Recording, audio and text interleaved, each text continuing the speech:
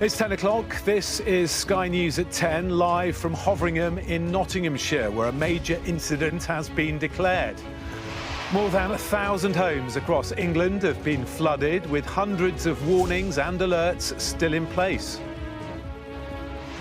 I was expecting a bit, but not as high as this, and I am concerned about how high it's now going to get. We'll look at why it's flooding and if the defences are working as the Met Office issues a new warning for ice. Also tonight, the family of Oscar Pistorius tells Sky News that he is not the same man who was jailed for murder as he's released from prison. President Biden takes aim at Donald Trump in his first campaign speech of 2024 and on the eve of the anniversary of the US Capitol riots. Donald Trump's campaign is obsessed with the past, not the future. He's willing to sacrifice our democracy. The man the United States says faked his own death to escape a rape charge is extradited from Scotland. And Derek Draper, former political advisor and husband to Kate Garraway, dies after a long battle with COVID-19. And we'll take our first look at tomorrow's front pages in our press preview from 10:30 right through to midnight.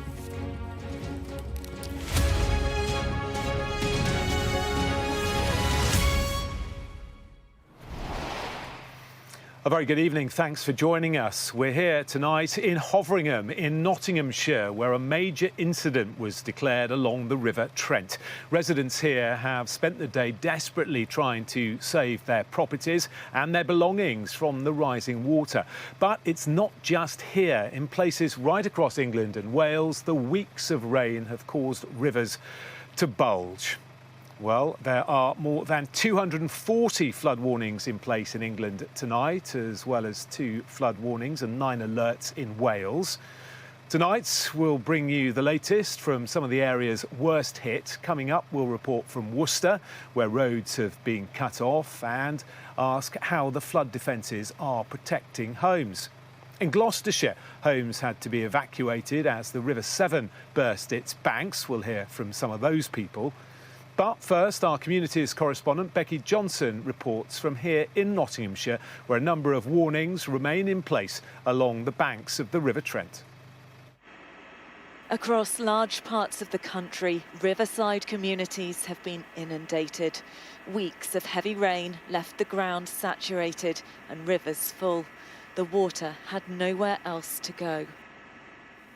In Nottinghamshire, where a major incident was declared, nothing could stop the rising rivers. I came to the main house overnight, basically. Erica showed us inside her home, one of several that are flooded in the village of Collingham. Gosh, it's almost over our wellies, isn't it? Yeah.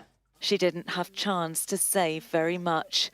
The entire downstairs now filled with water. I was expecting a bit, but not as high as this, and I am concerned about how high it's now going to get. And I wondered if I ought to move some more stuff upstairs, really. So you didn't get all the furniture up in time? Well, there's nowhere for it to go. No. It's only a small cottage, so the upstairs is full. These floods are exceptional. This house hasn't flooded for 24 years. It means people who wouldn't expect their homes to fill with water have suddenly had to deal with situations like this. And here, at least, the river levels are still rising. Down the road, you can't tell where Jack's garden ends and the river begins. The tenant he rents the house to got out before the water got in. It's just horrendous. How are you feeling? Upset and angry and scared to know what we've got to find and to what we've got to do to put everything right again. This village is one of many affected, as across the country, hundreds of homes have now flooded. I spoke to people in the East Midlands yesterday who had been affected and talking to them about how devastating the impact of flooding is. I just want people to be reassured that the Environment Agency has got people on the ground in all the affected areas. In Shropshire, flood defences protected parts of the village of Ironbridge from the swollen River Severn. But others couldn't keep the water out, with people doing what they could to try to stay safe. While up in York, parts of the city centre were flooded as the River Ouse burst its banks. In Oxfordshire, water ran down the high street in Chalgrove as fields across the county resembled lakes. In places like Worcester, they'll only know the full extent of the damage as the water begins to recede.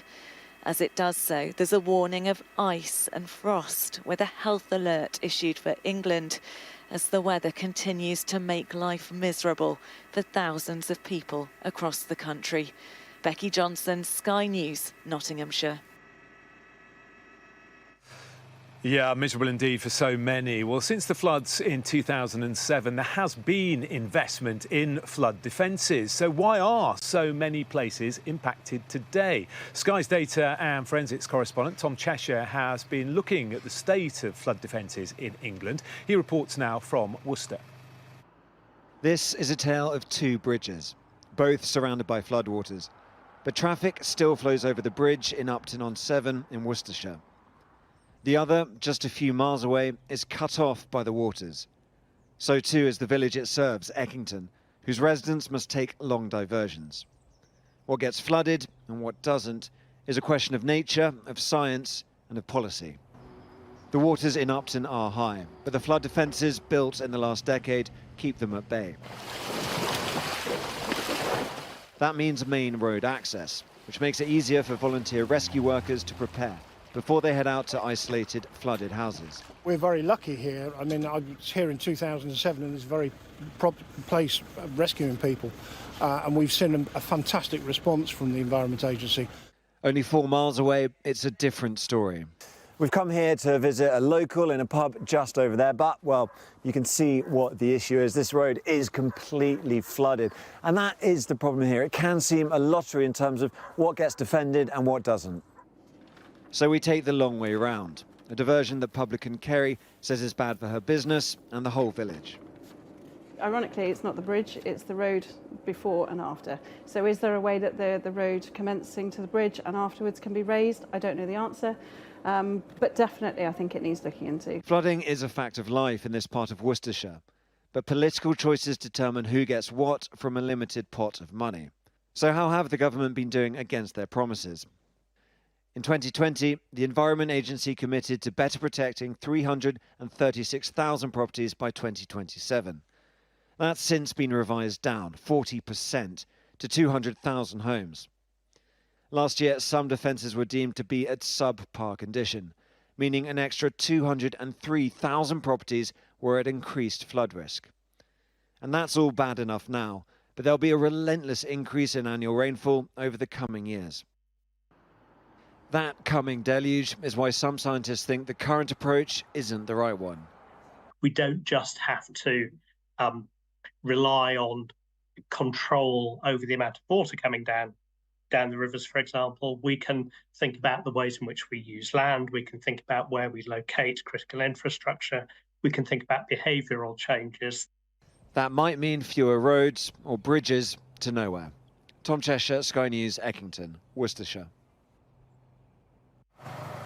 Well, I've got our correspondent, Becky Johnson, here with me now. Becky, you've spent the day in Nottinghamshire driving round to affected villages and meeting many people who are struggling today, and they really are struggling. They are struggling. Some people's homes have flooded who wouldn't expect their home to flood. It hasn't flooded for more than 2 decades, and that's very difficult to deal with. Suddenly seeing water seeping into your house and, you know, driving around, the landscape is quite eerie. At one point I was on an A road and looked either side and thought, you know, oh, the fields are flooded, and then realised actually there was a road sign coming out of the water. It was actually a road that was completely submerged. So these are really quite large-scale floods, and of course flooding like this leads to questions. People asking why their properties weren't better protected, protected, what could be better done to protect them in the future. But I think for today at least, and for the moment, what we've seen also is a huge amount of community spirit. Neighbours helping neighbours, volunteers out and about trying to offer advice, pubs offering meals and hot drinks, people really helping each other out in these difficult times. And we are now expecting the weather to turn very cold. Now that is going to present huge problems for people who now face the prospect of damp, wet, dirty homes to clean up in freezing temperatures. So really a miserable few days ahead, I'm afraid, I think, for many hundreds of people. You're right, we've really felt the temperature drop here, haven't we, in the last couple of hours or so. Becky, thank you very much. We'll have more from Nottinghamshire at 10:30 right now. Back to you, Kamali. Jonathan, Becky, thank you for that. Back with you at 30:30. Now, Oscar Pistorius was once a poster boy for elite sport, competing in both the Olympic and the Paralympic Games. But in 2013, he shot and killed his model and law graduate girlfriend, Riva Steenkamp. 11 years later, and he's been released from prison on parole. Tonight, his family has told Sky News that they are desperately happy to welcome him home, that he's suffered numerous hardships and is not the same man who was taken into custody. Our international correspondent, John Sparks, reports. The prison door was opened in the early morning hours, and Oscar Pistorius departed quietly, privately, after 9 years inside. A body of camera operators missing the shot as the notorious athlete began his parole. The double amputee with the carbon fibre blades was one of the most recognisable sportsmen in the world, the Paralympian who ran in the Olympic Games. For any athlete to know the Olympics is a pinnacle. I've never distinguished the difference between disabled and able-bodied. A hero in South Africa, a celebrity abroad, he was at the height of his fame when he shot his girlfriend, model Riva Steenkamp, at the house they shared in Pretoria. He said he thought she was an intruder, that he'd made a mistake when he fired 4 shots from his pistol. How do you plead? Not guilty, my lady. He was tried for murder at Pretoria's High Court, with the evidence and the legal examinations broadcast to the world. Why are you getting emotional now? I did not fire at Riva. After a lengthy legal saga, he was convicted of murder and given a 15-year sentence. Guilty of murder with the a term that Steenkamp's parents thought he should serve in full. Their daughter's death an act of rage, not a mistake. They've never believed Oscar's version. They didn't believe that he is rehabilitated and because of that, not properly remorseful. However, it's only one of the factors that the parole board takes into consideration. His crime and his conviction split the nation, and the granting of parole continues to divide.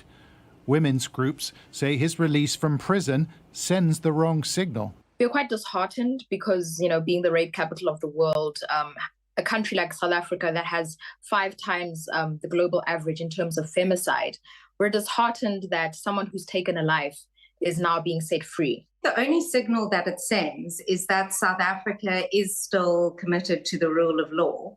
All people convicted of the offence that he's convicted of are eligible for parole after serving half of their sentence. It's thought Mr. Pistorius will reside in a cottage on the grounds of his uncle's house, where he'll be subject to a raft of restrictions for the following 5 years. But those who know him say the convicted murderer still has something to offer. John Sparks, Sky News. Now, on January the 6th, 2021, a huge mob stormed the US Capitol building. Not only did their actions shock the world, but they changed politics in the United States forever. Donald Trump, who could be the Republican presidential candidate for this year's election, will be tried over his involvement. President Joe Biden has been speaking in Pennsylvania this evening in his first campaign speech of the 2024 election. He accused Mr. Trump of being willing to sacrifice American democracy. Whether democracy is still America's sacred cause is the most urgent question of our time. And it's what the 2024 election is all about. The choice is clear. Donald Trump's campaign is about him, not America, not you. Donald Trump's campaign is obsessed with the past, not the future. He's willing to sacrifice our democracy. Well, let's bring in our US correspondent, James Matthews, for more on this, who was listening in to President Biden's address. And James, President Biden really making it clear many times that democracy, he feels, is on the ballots at the upcoming election. Yes, setting himself up, Kamali, as the defender of democracy. Every inch a campaign speech, his first of the year, only his third since declaring he would run again for the White House. But it was laced with substance and symbolism, a direct assault, a very animated President Joe Biden in attacking Donald Trump, calling him a loser, talking about January the 6th and how Trump did nothing to stop it. He called it among the worst derelictions of duty of a president in American history. It was a tweak in the Biden campaign. He has played a long game, essentially based on his record in government, on his economic record. That hasn't done terribly well for him in the opinion polls, where he's level or losing largely with Donald Trump. So his advisors are talking about a strengthening, not necessarily a shift in his campaign, but it's certainly pointed towards Donald Trump and the counter-narrative that he presents about January the 6th. It's important, I think, for Joe Biden's interests to roll out the fact-based narrative around January the 6th and the insurrection. And I think he recognizes that, and we saw that today. Donald Trump, we'll hear from him later tonight. He has one piece of news ahead of him taking the stage. That comes from the Supreme Court. You'll remember the Colorado Supreme Court said he couldn't run for president because of his involvement in an insurrection. The Supreme Court is going to hear his appeal. Oral arguments on the 8th of February.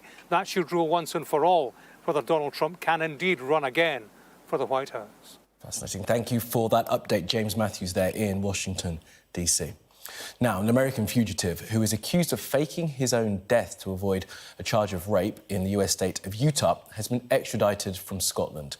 Judges there denied Nicholas Ross's appeal against extradition after he claimed he'd been the victim of mistaken identity. Our Scotland correspondent, Conor Gillies, has this. This is where the global game of hide-and-seek ended. On death's door with COVID in Glasgow, police, having waited years, seized their moment to arrest this fugitive. I don't have any doubt that it's not me. American authorities say Nicholas Rossi is the suspected rapist who faked his own death to escape justice. Is it the end of the road, sir? The alleged predator, whose tattoos and fingerprints matched global red police alerts. The body art he claimed was printed on him by NHS staff. Would you show us your arms? I've shown you my arms. Yeah, your biceps. Yeah, I will show. Okay, I am not getting into this conversation. This saga has rolled through the courts here for years, some suggesting Rossi has made a mockery of the justice system and created an international spectacle in the process. He's bogged everything down in deliberate delays, from creating fake names to bogus life histories, suggesting he's an Irish orphan known as Arthur Knight as part of his fantasy story. Last year, this Scottish sheriff branded his claims scandalous and rubber-stamped his extradition.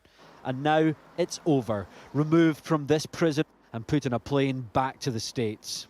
This was a drawn-out process, but it's ended in the traditional way that extradition hearings would be ended, by removing the person and going to the jurisdiction who wanted to try him for criminal offences. So to that extent, this is not a surprising development that it's been removed. Nicholas, you've completely failed to pull the wool over their eyes, haven't you? This is a character who basked in the limelight. As his chapter here ends, a new one opens in his home country, where he'll be confronted with judge and jury in what will no doubt be another showdown. Conor Gillies, Sky News. Now, the Health Secretary says the NHS can't be switched on and off during strikes, as junior doctors in England continue the longest walkout in the service's history. Victoria Atkins warned industrial action is having serious consequences for patients. The Doctors' Union, the BMA, say that the government could end the strikes by offering a deal. Rachel Venables reports. I said to the receptionist that I'd rather die at home than die in hospital while waiting to be treated. Edwin was struggling to breathe and knew he needed help. But when the 72-year-old was rushed to Salford Royal Hospital early on Wednesday, he was told the wait was around 18 hours. Between 70 and 80 patients. waiting for treatment or being treated, in cubicles, on trolleys, in chairs, and basically it was carnage. Salford Royal says it's a challenging time and people with less urgent conditions are likely to experience longer waits. There's a really busy time at the moment around the urgent emergency care areas for patients, but colleagues from across the NHS are working really hard to maintain the services and maintain the safety for our patients. It's as new data shows how the NHS coped over the festive period. Between Christmas and New Year's Eve, 33% of ambulances took more than half an hour to respond to emergency calls. But that's better than the same time last year, when it was around 40%. One of the reasons for that is the drop this winter in the number of so-called bed blockers, patients who are well enough to leave hospital but with nowhere to go. That was down by around 1,300 patients. And the whole system has been helped by the fact that there are 4,600 fewer people in hospital with winter viruses this Christmas. What do you want? When do you want it? Now! Junior doctors are currently taking part in the longest strike in NHS history. The government says it's having serious consequences, but the BMA union argues they'd stop the walkouts with a decent pay offer. If the government came to us today with that offer, we could cancel these strikes and never need to strike again. But unfortunately, that offer has not been forthcoming.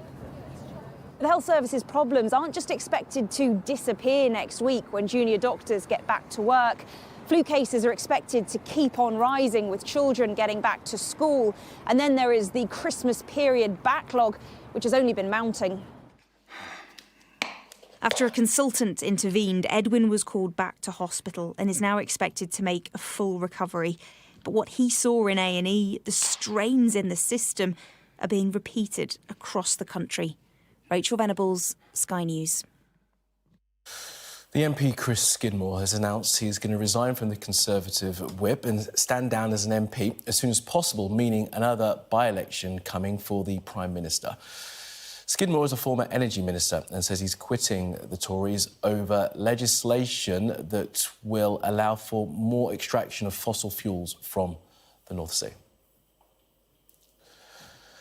The Metropolitan Police are looking at potential offences of perjury and perverting the course of justice by the Post Office in relation to the Horizon scandal and the resulting prosecution. The Met says 2 people have been interviewed under caution, but nobody has been arrested. More than 700 Post Office branch managers were handed criminal convictions after faulty accounting software made it appear as though money was missing from their accounts.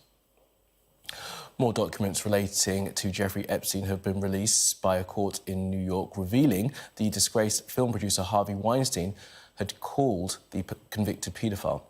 Here, the Metropolitan Police said no investigation had been launched after Prince Andrew was named in those documents. The Prince has always denied allegations of any wrongdoing. Derek Draper, a former political advisor and husband to television presenter Kate Garraway, has died. In March of 2020, Mr. Draper contracted COVID-19 and has become one of the longest-suffering patients in the country. Today, he was remembered by his political colleagues and, of course, by his wife, who posted on social media that she was lucky to have him in her life. Our arts and entertainment correspondent, Katie Spencer, reports. Happy birthday to you. Their determination not to be broken by the horrors of COVID, the fighting spirit of one family, came to embody the nation's shared story. Keep coming. Well done. Derek Draper had been among the first to fall seriously ill from the virus, one of the country's longest-suffering COVID-19 patients. After 6 months in an induced coma, 13 months in hospital. TV presenter Kate Garraway managed to adapt their home so he could return. A lot of the time, Derek instinctively knows what he needs. In the 90s, Draper was a prominent figure in politics before later retraining as a psychotherapist. A former researcher for Peter Mandelson, then a New Labour spin doctor before becoming embroiled in a cash for access scandal dubbed Lobbygate. Respected for his intellect, attracting attention for his swagger. Sir Tony Blair saying he was a tough, sometimes ruthless political operative, a brilliant advisor. But underneath that tough exterior, he was a loving, kind, generous and good-natured man you wanted as a friend. He would always make sure that you knew what he was thinking, you knew what his opinion was. He was edgy, he was quirky, he had sharp elbows. And so I'd say he was somebody who brought a kind of lack of, I don't mean this disrespectfully, on the contrary, but sort of, not deferential to anybody. Posting on social media, Kate Garraway wrote, "I have so much more to say, and of course I will do so in due course. But for now, I just wanted to thank all the medical teams who fought so hard to save him and to make his final moments as comfortable and dignified as possible." Draper and his family's battle won the support of prime ministers, pop stars, even the royal family, who in June awarded Kate Garraway with an MBE. Their strength, their support for one another, inspirational to many. Katie Spencer, Sky News.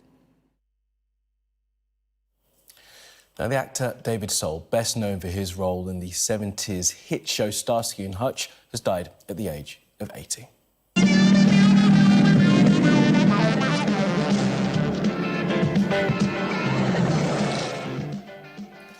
Well, he played Detective Kenneth Hutchinson and had roles in Here Comes the Brides and the Clint Eastwood movie Magnum Force. In 1977, he had a #1 in the UK with his songs Don't Give Up on Us and Silver Lady.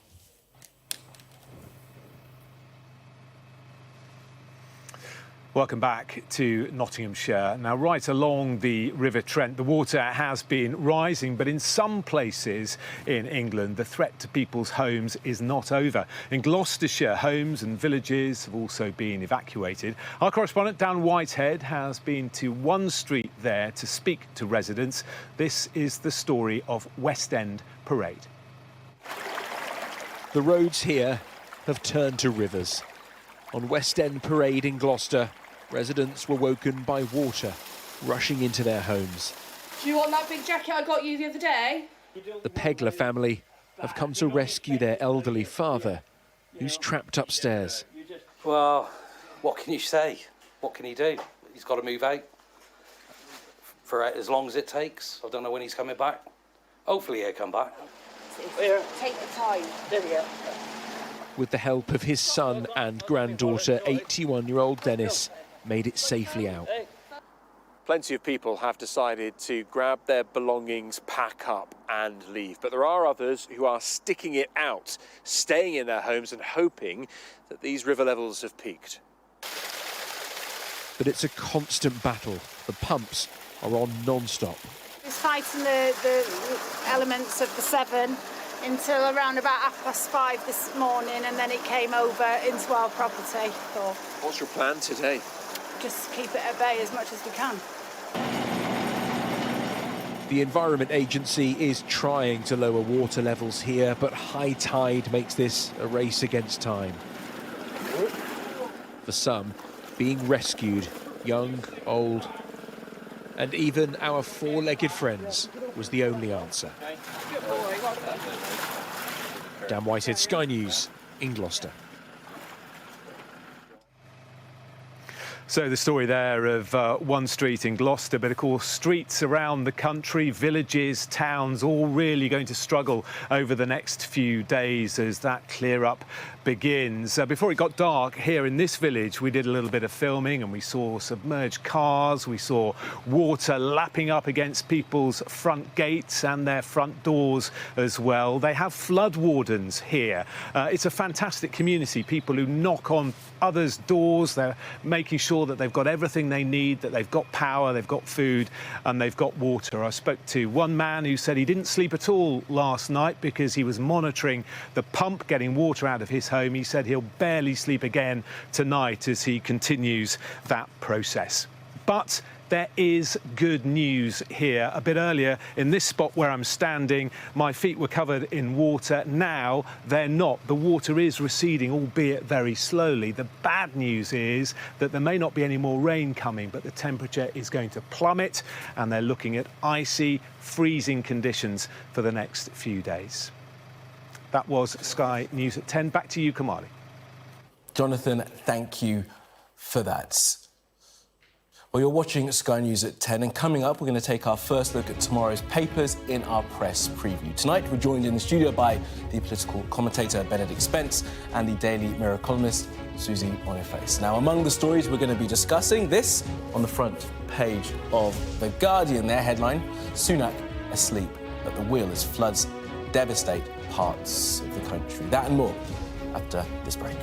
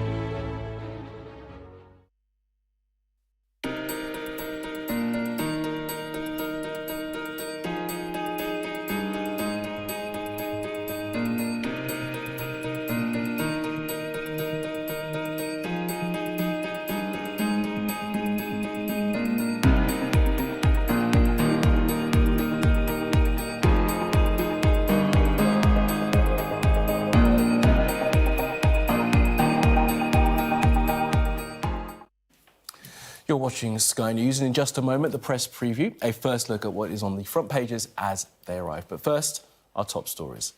There are more than 240 flood warnings in place in England tonight, as well as 2 flood warnings and 9 alerts in Wales.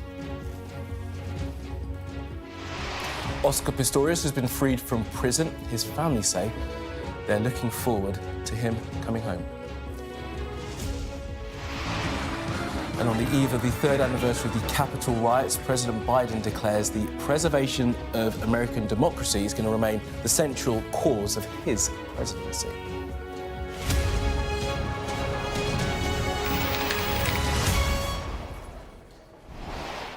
Hello, you're watching the press preview, a first look at what is on the front pages as they arrive. Well, it's time to see what's making headlines with the political commentator Benedict Spence and the Daily Mirror columnist Susie Boniface. They'll be with us from now until just before midnight. Thank you both. So let's take a look at what is on those front pages, and we'll start with The Guardian, which leads with Labour's accusation that the Prime Minister is asleep at the wheel over the government's response to the flooding. The Times reports on the Post Office facing a police inquiry over the IT scandal which saw hundreds of people wrongly convicted.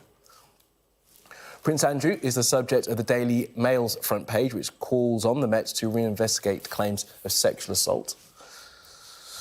The Daily Mirror headline, "Goodbye, Darling Derek," pays tribute to the husband of television presenter Kate Garraway, Derek Draper, who's passed away after a long battle with COVID-19. The Star quotes Kate Garraway, "Rest gently now, Derek, my love," as does the Daily Express, describing Kate Garraway as heartbroken.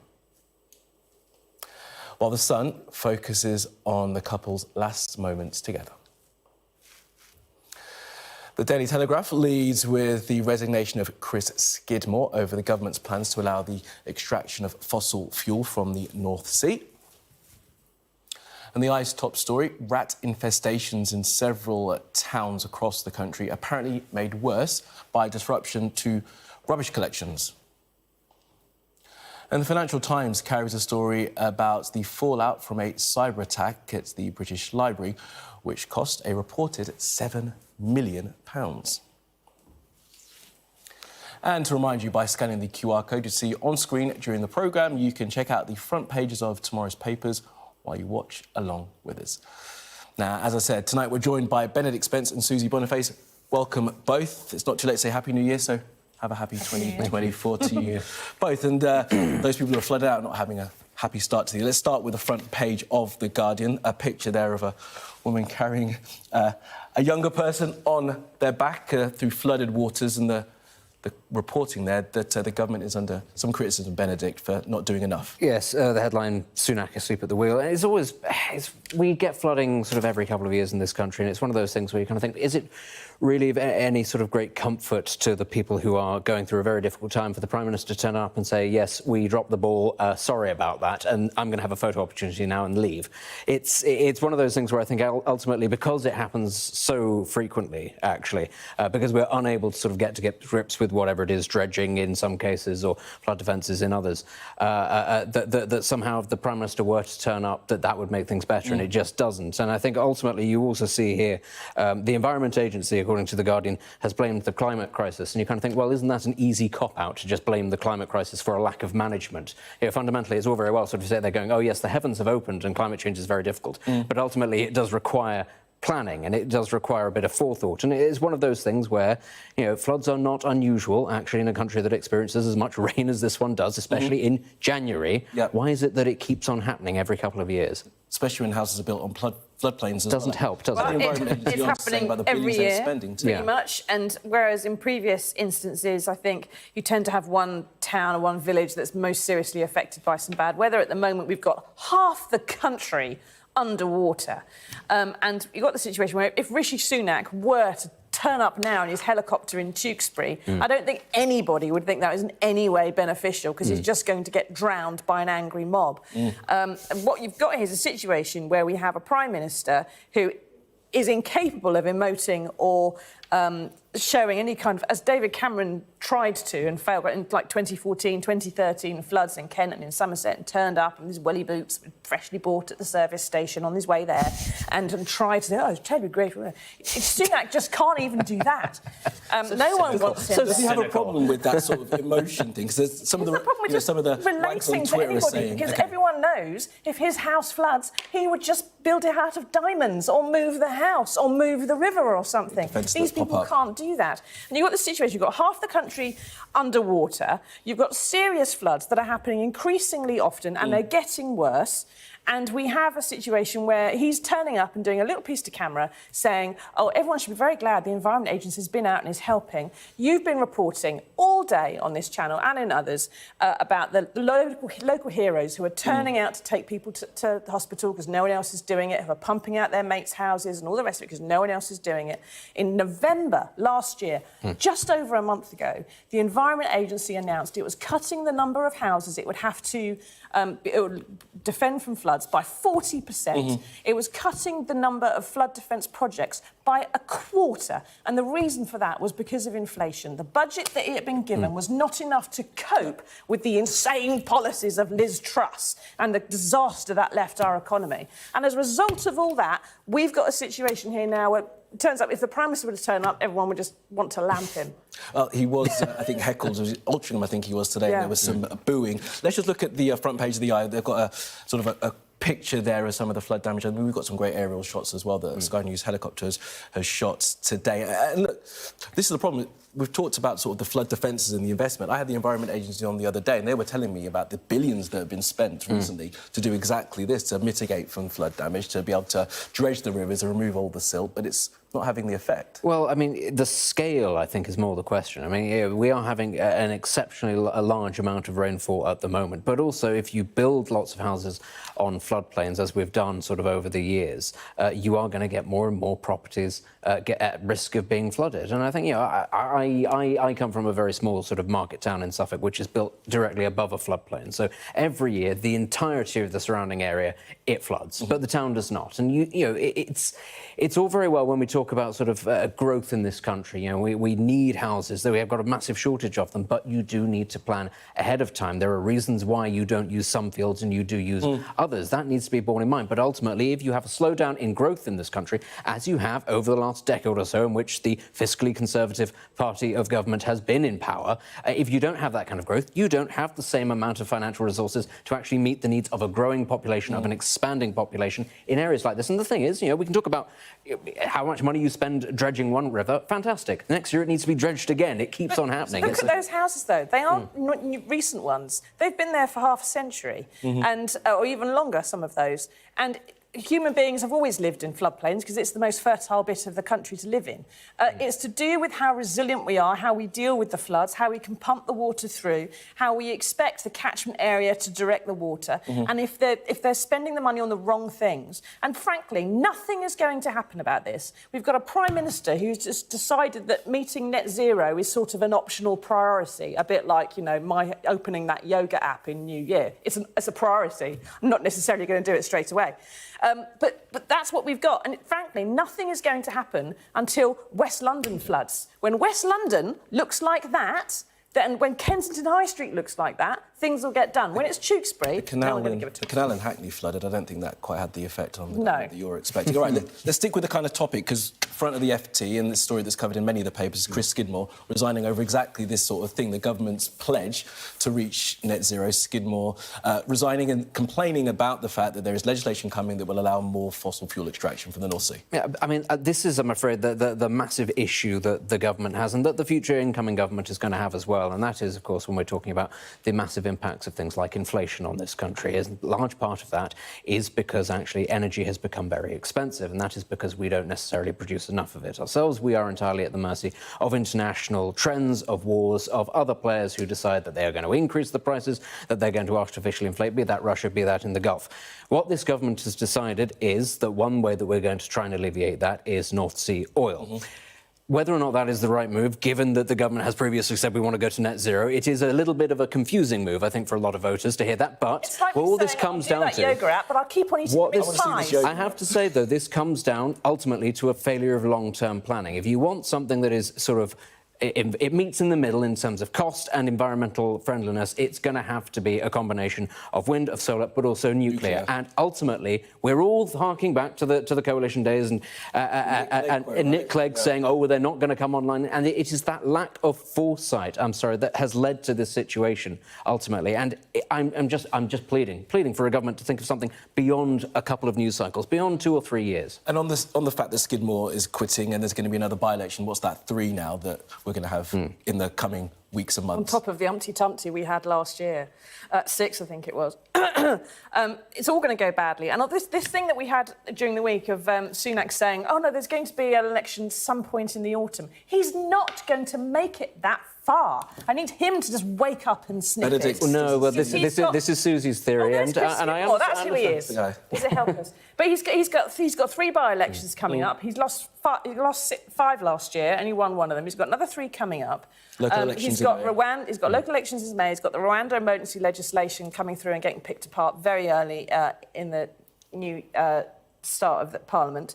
And I suspect that he's got a party around him that are just in the state of generally just throwing all their toys out the pram.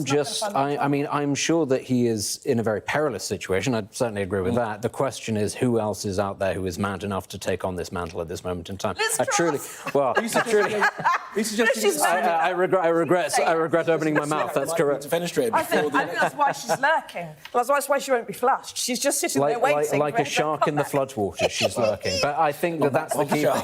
I think that that's the key thing, though, is that actually who is the ambitious and credible candidate who is looking at this situation and thinking, yes, I will step into the breach now. It would only be somebody probably who is not as good as the current incumbent. And I suspect even the majority, perhaps not all, but the majority, just about, of Tory MPs might look at some of those candidates and go, do you know what? Actually, no, maybe this isn't the moment to get rid of the Prime Minister. Let's at least try to make it to the general election. I don't think it'll be pretty. I think you're right. It's a very precarious situation. And the longer situation. he goes as well, the more chance of events going his way. That's all he's got going, isn't it? Worse. In Rishi Sunak's tenure, things have only got worse. The polls have only got worse. The economy's only got worse. Things have only got worse. And he's going to get to the point, I feel, that he's just going to go, I'll sod this, LA's calling, and throw everything to the winds and go for an election, because he's not going to be able to govern past, I think, Easter. OK. All we have for this segment, but you guys are going to stick around, as we said, until nearly midnight. Plenty more to come on our press preview. We're looking at the coverage of the death of Derek Draper. She held his hand to the end, Kate Garraway says, after her husband, Derek Draper, dies following his long battle with COVID-19. More on that next.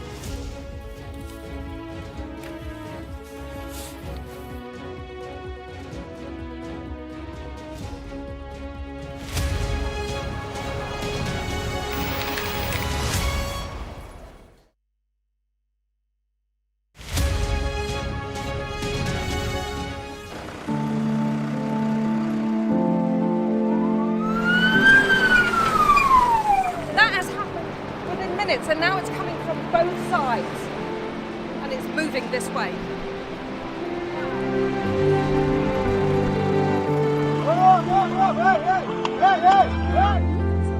Only about half a mile from the Turkish coast, and it's evident that the boat seriously overcrowded. This is one of the most severe viruses in the world. I'm Alex Crawford, and I'm Sky's special correspondent based in Istanbul.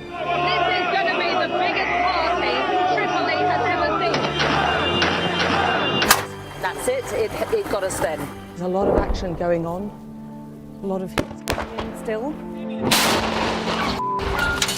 We aim to be the best and the most trusted place in news. Clearly not had very much to eat at all, a lot of them extremely thin and very frail. Look at her arms, I can put my entire hand round. This is the cocktail of drugs which the doctors at this hospital have been giving their coronavirus patients. Made for people who want clarity in an uncertain world. Mother Nature can be vicious, absolutely savage. The world's largest falls now down to a trickle in places. I can't imagine how much plastic is lying at the bottom of this huge lake. Whoa! Close and personal with a rhino. This is what makes the job so fantastic.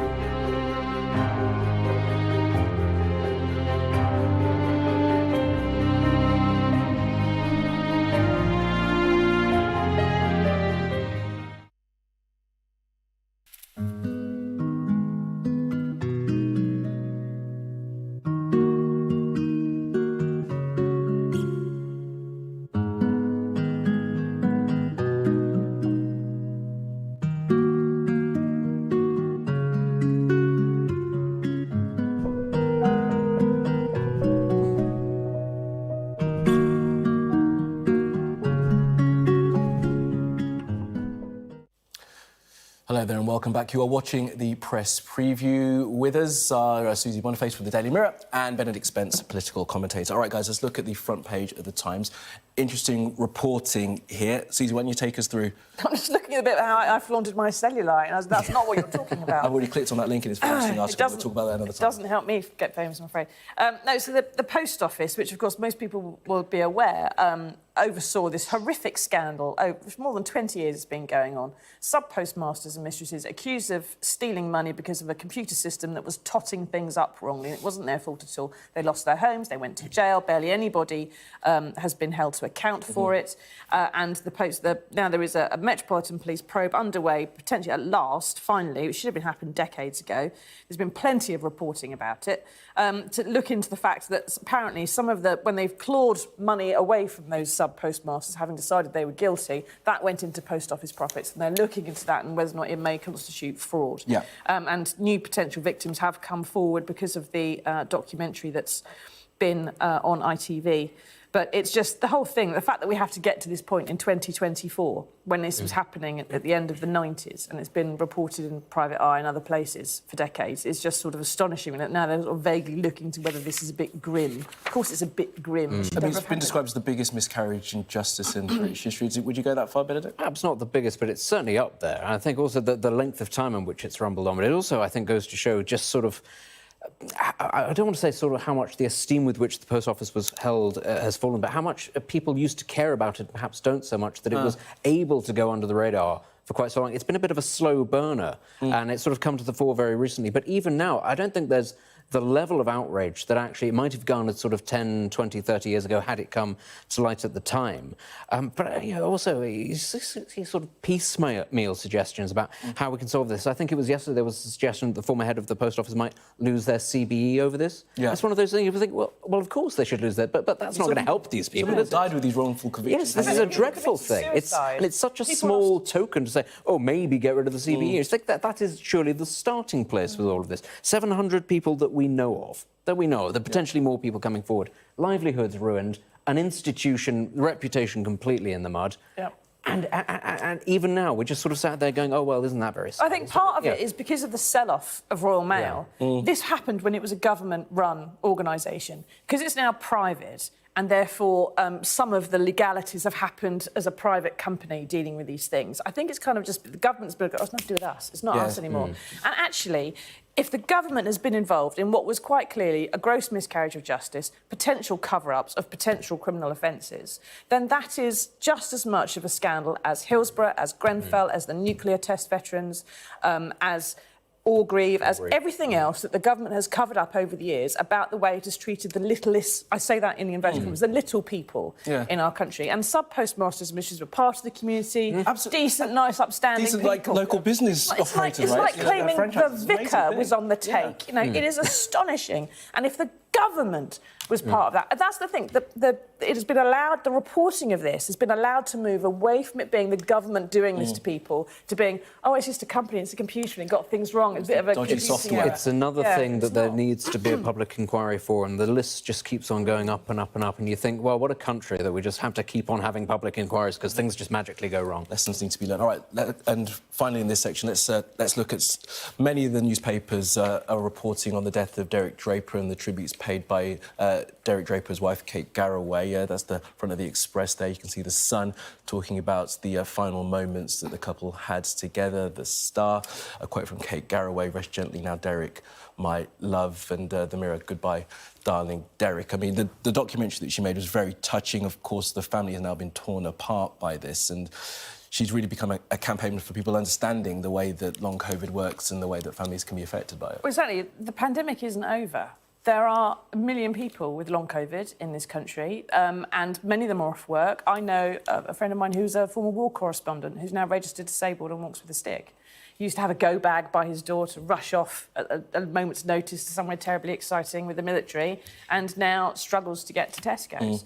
And that is happening. I mean, it's feel for Derek and his family, but that story is happening with people who are not noticed and COVID is on their, may or may not even be on their death certificates, but it is happening every day to hundreds and thousands of other people that are affected this and who are going down the same road that Derek was on. And again, broadly, we're still feeling the effects beyond just people having COVID. You know, the health service is creaking after this unprecedented period. But also, again, not to keep on bringing up public inquiries. We've been having the COVID inquiry and we've been learning the square root of nothing from it because it's been an opportunity for politicians to grandstand and blame each other and for QCs to ask the wrong questions. There are more modules to come, Benedict. Well, Absolutely, there are. The Prime Minister thought long COVID of the sort that Derek had was non-existent. Susie, Benedict, thank you both. You're here with us until midnight. Plenty more of this good stuff to come. Let's take a look at what the weather's doing. Warm memories wherever you go. The weather, sponsored by Qatar Airways. Well, the rain that we've had is now clearing away, and instead the weather's going to become brighter but colder for the next few days. Saturday will be cooler than we've been used to recently, and the first thing, there'll be some patches of frost or fog when the skies are clear. During the day, the eastern half of England will be gloomy under cloud. The weather, sponsored by Qatar Airways.